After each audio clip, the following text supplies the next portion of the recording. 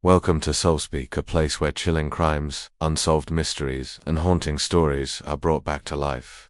Tonight, the story takes us to what should have been an ordinary school field trip, a day meant for laughter, friendship, and the innocence of youth. But instead, it turned into the beginning of a nightmare.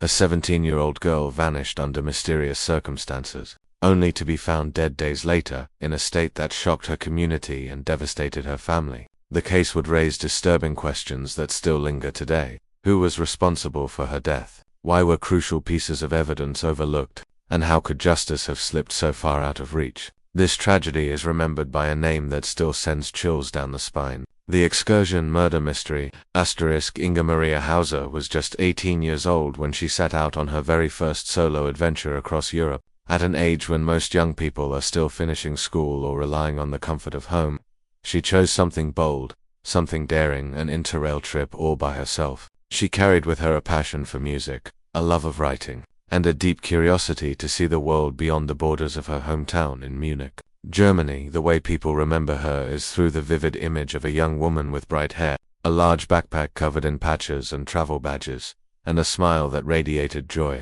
In her diary, she wrote about the cities she passed through with wonder and excitement. Her words revealed not just her adventurous spirit, but also a young girl full of hope, love for life, and the belief that the best moments were still ahead of her. But that hopeful image stands in tragic contrast to what awaited her. What began as a journey of discovery quickly turned into a nightmare. Just days after arriving in Northern Ireland, Inga-Maria's body would be discovered in a remote forest brutally murdered. Her death was not only a devastating personal tragedy but also became one of Northern Ireland's most haunting and unsolved murder cases. It shocked the local community, sent ripples of outrage far beyond Ireland's borders, and even after more than 3 decades, justice has yet to be served. Inga-Maria set out on her trip with the wide-eyed optimism of youth, ready to embrace new cultures and unforgettable memories. Instead, her story became forever tied to one of the darkest unsolved mysteries in European criminal history. And that is the story we're about to uncover tonight.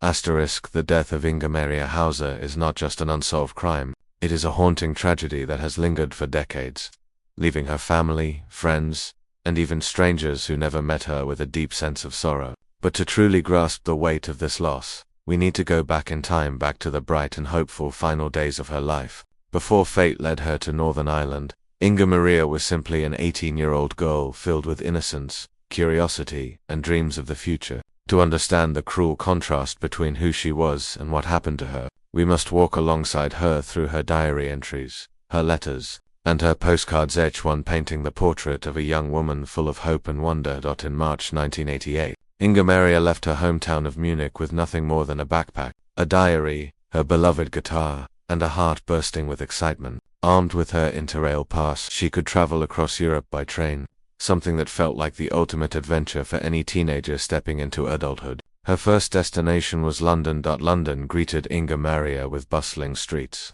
historic landmarks, and an overwhelming sense of life. In her very first letter home, she wrote that she was completely enchanted by the city. Her words radiated pure joy, a reflection of a young woman taking her first steps into the wider world and immediately discovering the thrill and freedom she had long dreamed of from London. Her journey unfolded across England. She passed through Oxford, Bath, Cambridge, Bristol, and Preston. Each stop was carefully documented in her diary, her tone playful, emotional, and almost childlike in its enthusiasm. She wrote about simple meals in youth hostels, the kindness of fellow travelers she encountered by chance, and landscapes so beautiful she feared they might vanish if she didn't put them down on paper. At one point she wrote, "The scenery is almost too beautiful to be real," a line that reveals not only her awe but also her deep desire to hold on to every fleeting moment. From Preston, Inga-Maria traveled north into Scotland. In Inverness, she visited the famous Loch Ness, forever tied to the myth of its mysterious monster. In her diary she quipped, "Well, I haven't seen the monster yet, but this place is breathtaking." The words feel light-hearted, almost teasing, yet they capture the vibrant joy of a young woman who believed the world was full of stories worth chasing. From there she moved on to Glasgow, where she planned her next major step, Ireland. In what would become one of her final diary entries, she wrote, "The day after tomorrow I'll be in Ireland. I'm so excited for it." Beyond her diary, the postcards she sent home offered another glimpse into her spirit. They reflected her absolute trust in people, She told her family that nearly everyone she met was kind, welcoming, and willing to lend a hand. To Inga-Maria, the world was not a dangerous place, it was a place of discovery, filled with strangers who quickly became friends. She carried no fear, only anticipation. And yet, looking back now, those words feel unbearably tragic, because it was that very innocence, that unwavering belief that the world was safe and people were good, that may have left her blind to the dangers ahead. Her optimism was beautiful, but it also left her vulnerable, and I can't help but wonder, if her parents had known that her journey would take her into Northern Ireland, a region still scarred by violence, political conflict, and deep unrest at the time, would they have stopped her? Would they have begged her to stay in Scotland, to end her trip on a joyful note, instead of boarding that fateful ferry to Larne? That is a question we will never have an answer to, but it's this very uncertainty, the thin line between youthful adventure and irreversible tragedy, that makes the story of Inga-Maria Hauser so haunting. On April 6, 1988, after days of traveling through towns and cities across the United Kingdom, 18-year-old Inga-Maria Hauser boarded a ferry from Stranraer, Scotland, bound for Larne, Northern Ireland. For her, this was supposed to be just another stop on a long-awaited adventure across Europe, a trip she had dreamed of for years. Yet, tragically, this short journey across the Irish Sea would become the final chapter of her young life. Several witnesses later recalled seeing her on board that evening. She stood out not only because of her fair hair and youthful appearance, but also because of the large backpack strapped to her shoulders. The bag, decorated with colorful patches and travel badges, told the story of a young woman eager to embrace the world. Perhaps the most memorable detail, however, was her white sneakers, dangling by their laces from the outside of her backpack. That unusual sight stuck with fellow passengers, imprinting her image firmly in their memory. But when the ferry docked in Larne at 9:40 p.m., something strange occurred. No one remembered seeing her disembark. Hundreds of passengers poured off the boat that night, rushing to meet family, board buses, or drive into the darkness of Northern Ireland. And yet, Inga-Maria, so distinctive, so impossible to overlook, seemed to vanish into thin air, that this gap in the timeline has haunted investigators and observers for decades. How could a young woman so noticeable, carrying such a distinctive backpack, disappear without anyone witnessing her leave? Did she never step off with the crowd at all?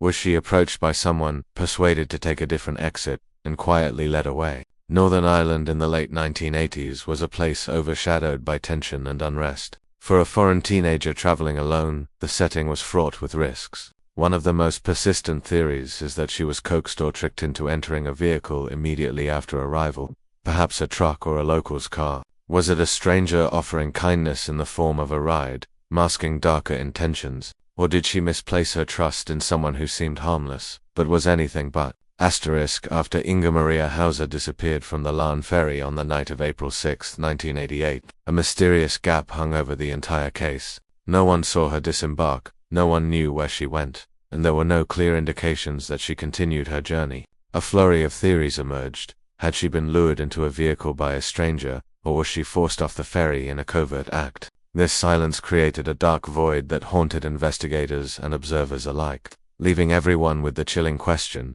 what truly happened the moment she stepped off the ferry? The hours between the ferry's arrival and the discovery of her body became the most critical yet elusive period of the case. Whatever occurred in those few hours determined Inga-Maria's fate and set the stage for one of the most heart-wrenching and mysterious murders in Northern Ireland's history. On April 20, 1988, 2 weeks after her disappearance, a local farmer was tending his sheep in Bailey-Patrick Forest, roughly 40 miles from Larnport, when he stumbled upon a scene that would haunt him forever. Amid dense undergrowth, the lifeless body of the young German backpacker lay exposed, partially nude, with clear signs of sexual assault. The forest was eerily silent, save for the occasional rustle of leaves and the distant call of a bird, as if nature itself bore witness to the terror she had endured. Standing around 5 feet 5 inches with a slender frame, her blonde hair and once vivid face now looked fragile, almost ethereal. A girl who had been full of life and eager to explore the world had become the victim of a brutal act,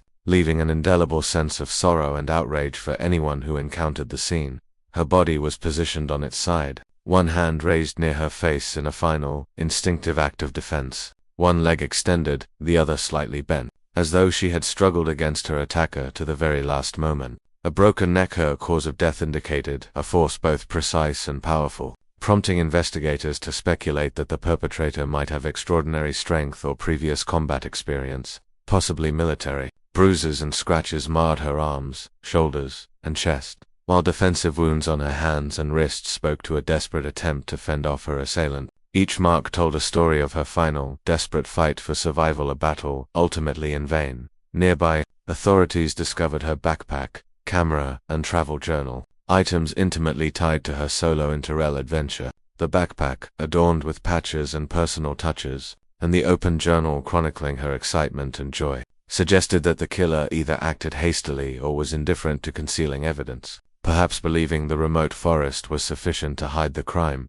From a personal perspective, the scene raises haunting questions. Why did the perpetrator leave these personal items so close to the body? Was this a sign of arrogance, a sense of power, or simply recklessness? Do the precise injuries to her neck indicate a calculated act or the sudden fury of someone entirely unrestrained? And perhaps most chillingly, how could a vigilant, resourceful, and optimistic 18-year-old like Inga-Maria fall prey to a predator in such a brief span of time, in what should have been a quiet, remote place? Bailey Patrick Forest, with its thick shadows, oppressive silence, and stark evidence of violence, paints a complex and horrifying picture of the crime. Every wound, every body position, every object left behind tells a story not just of Inga-Maria's terror, but of the psychology of the perpetrator, and of the dark mysteries that remain unsolved. This scene is more than just forensic evidence. It is a haunting reminder of human vulnerability, the fragility of youth, and the cruel interruption of a life that had only just begun to explore the world.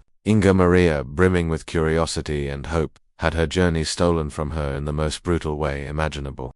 Immediately after the discovery of Inga-Maria Hauser's body on April 20, 1988, the Royal Ulster Constabulary RUC launched a full-scale investigation. The crime scene in Bailey Patrick Forest was quickly secured, with officers meticulously documenting every detail: the direction of the wind, footprints in the soil, the positioning of personal belongings, traces of blood, and the precise locations of injuries on the victim's body. Every item, from her well-worn backpack to her camera and travel journal, was carefully collected for forensic analysis and future reference.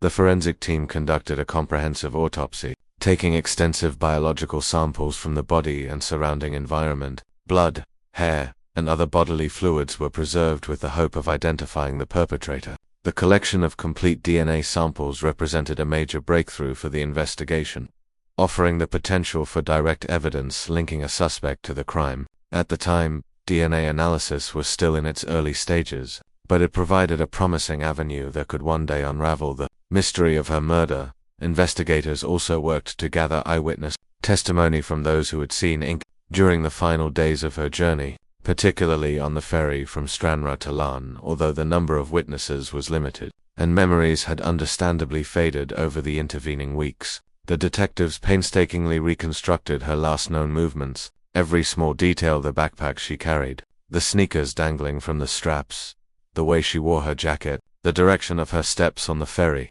was scrutinized to recreate the final moments she experienced before vanishing into the night. Despite these efforts, the initial comparison of her DNA samples against known criminal records yielded no matches. The killer left no trace in existing law enforcement databases, leaving investigators frustrated and the case at an early dead end. This raised a haunting question. Was the perpetrator a complete stranger to Northern Ireland, someone who had never come under police scrutiny before, or an individual familiar with the area, skilled at avoiding detection? From a narrative and reflective perspective, the thorough collection of evidence and witness statements underscores both the hope and the heartbreak of the case. A young woman, full of life and promise, had her future violently cut short, and even the most advanced forensic tools of the time could not deliver justice. One cannot help but wonder if modern technologies such as comprehensive DNA profiling, nationwide databases, and extensive CCTV surveillance had been available in 1988, would the perpetrator have been apprehended immediately?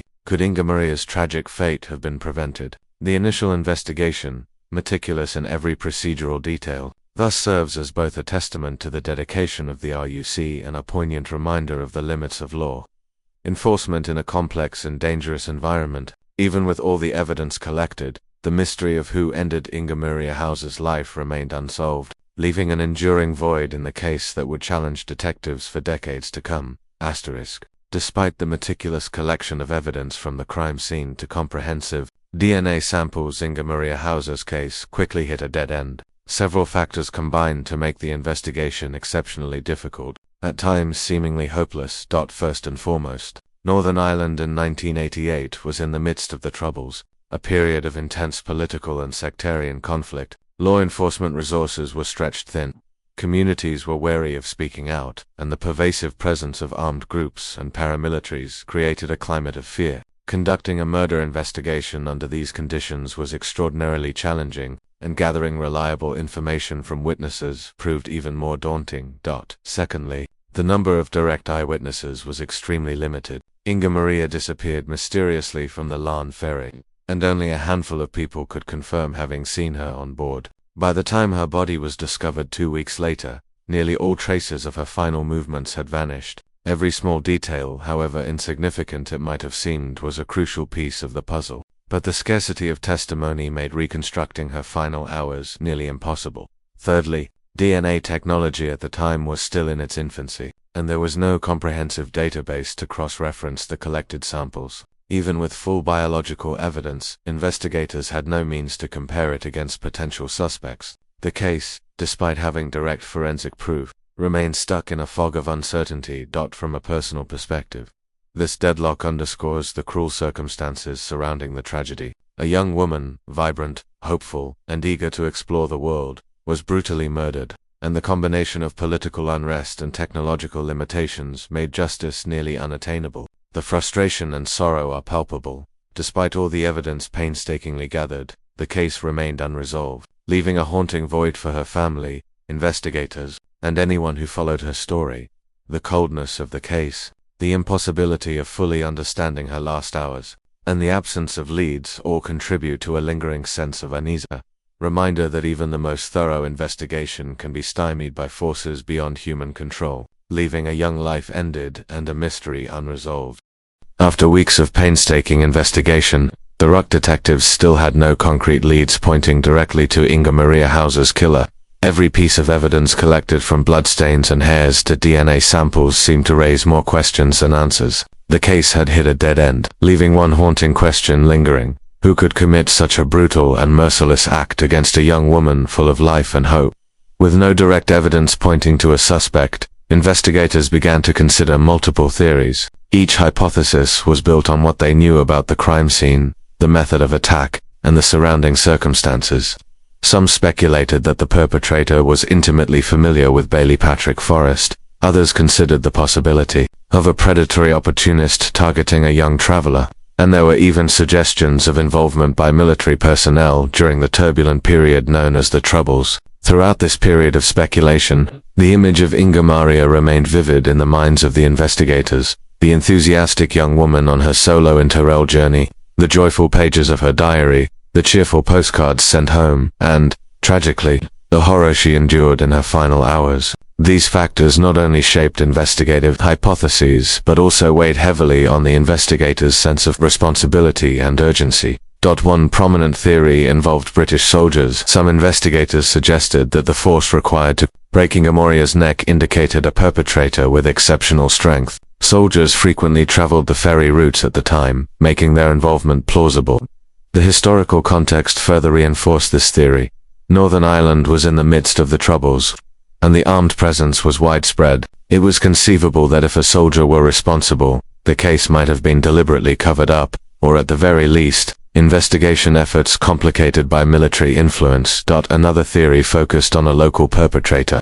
The killer could have known Bailey Patrick Forrest intimately, navigating the terrain in darkness without detection, and choosing a secluded spot to leave the body. The confidence and efficiency with which the forest was traversed suggested that the offender was familiar with the area, making this hypothesis highly convincing. The calculated placement of the body further implied planning and preparation, rather than a purely impulsive act of violence. A third possibility was that of a sexual opportunist, someone taking advantage of a young traveler. While this theory could explain the sudden and violent nature of the attack, it did not fully account for how the killer managed to transport and conceal the body in such a remote forest without being seen. The sophistication of the body disposal suggested that this might not have been a purely impulsive crime. From a personal analytical perspective, the local perpetrator theory remains the most compelling.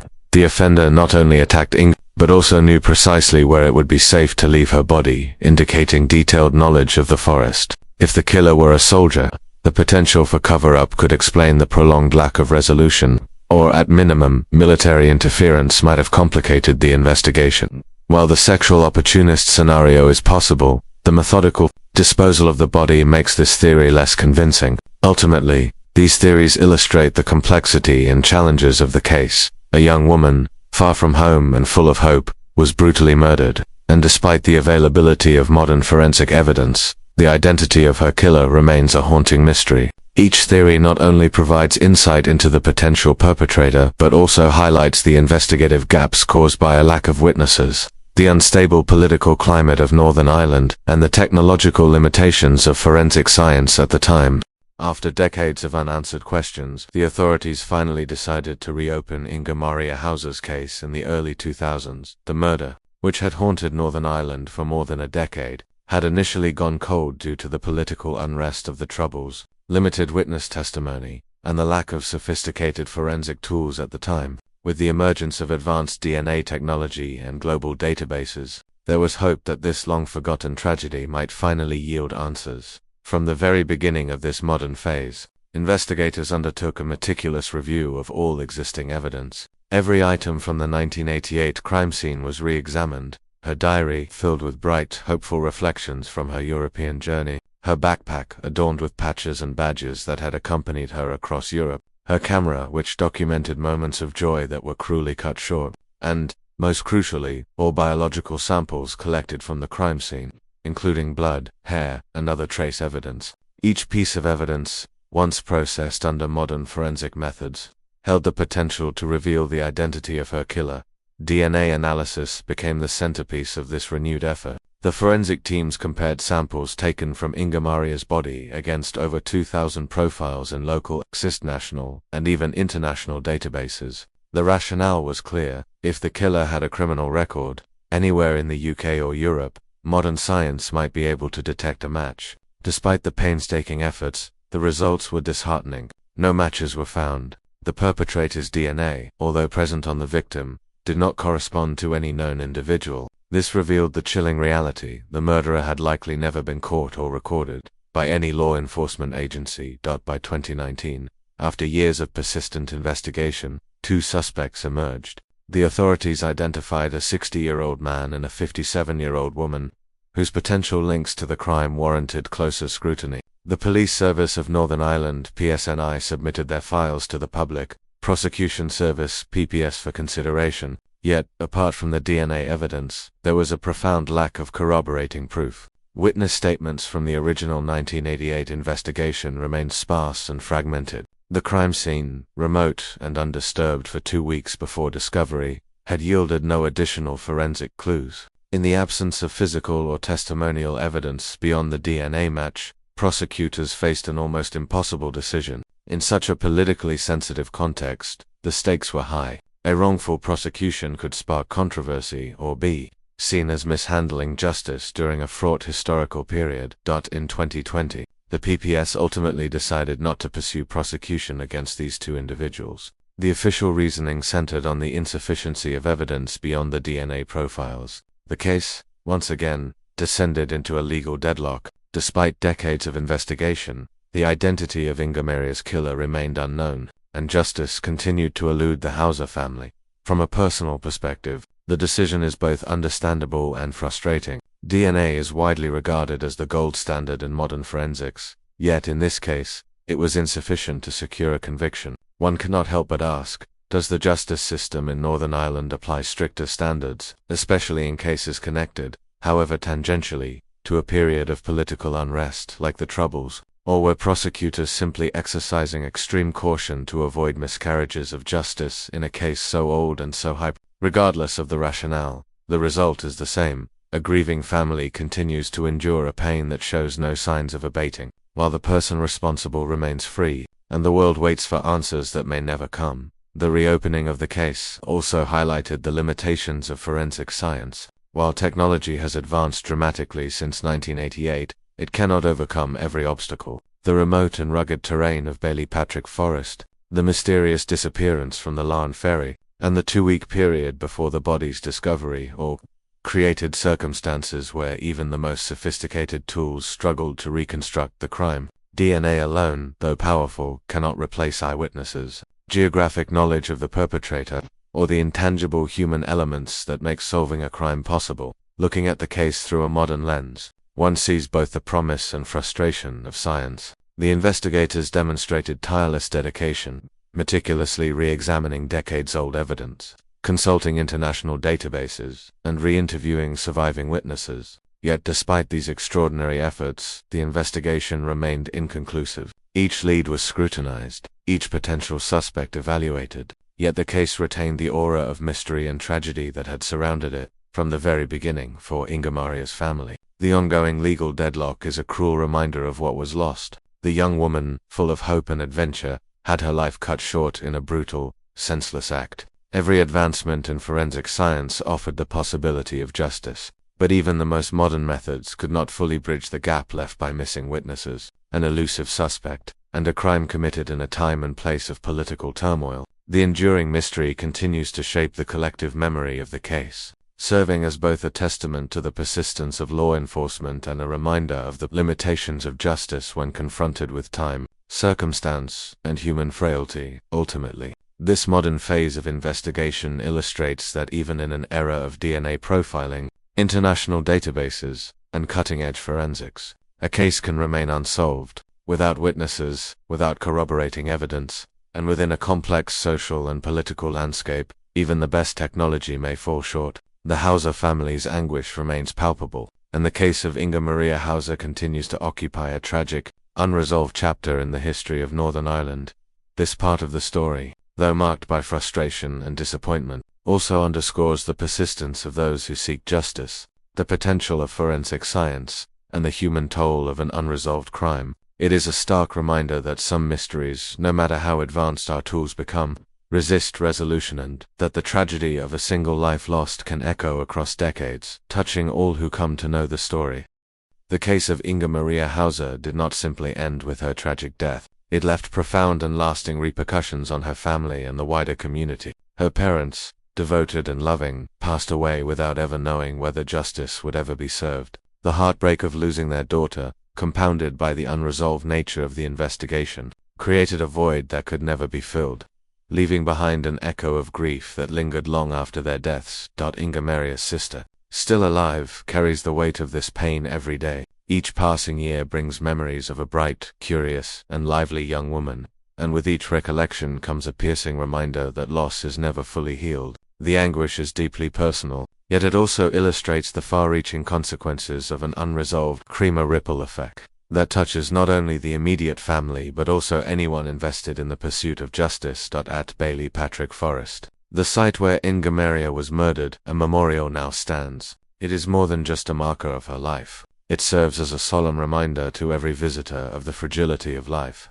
the horrors that can be inflicted by human cruelty, and the painful reality that justice is sometimes delayed, leaving wounds unhealed for decades. Each visitor is confronted with the stark truth of a life cut short and a case that remains unresolved, and the memorial itself has become a symbol of reflection, sorrow, and the longing for closure. From a societal perspective, the case has come to represent the concept of justice delayed. It underscores that in contexts of social and political complexity, truth can be buried beneath circumstances beyond the control of investigators, and efforts to achieve justice may encounter obstacles both visible and unseen. The unresolved nature of the case continues to provoke questions about accountability, transparency, and the limitations imposed by societal and political environments. In many ways, the story of Inga-Maria Hauser transcends the bounds of a single murder case. It is a vivid testament to the ways in which truth and justice can be hindered by the weight of societal, political, and temporal circumstances.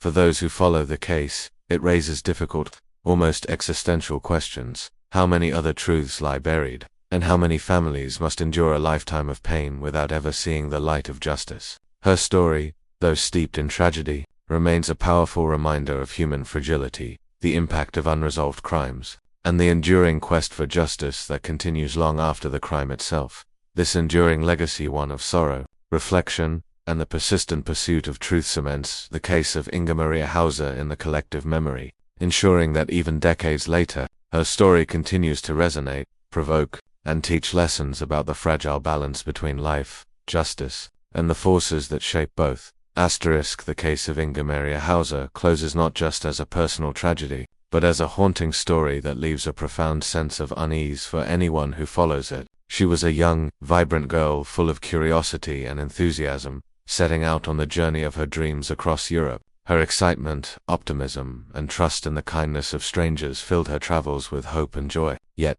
everything ended in tragedy as that innocence and trust met a hidden danger she could never have anticipated. Her loss is not only a heartbreak for her family but also a sobering warning for anyone preparing to travel alone. Even more than 3 decades later, the case raises countless unanswered questions. Is the perpetrator still alive somewhere, or has he passed away without anyone knowing?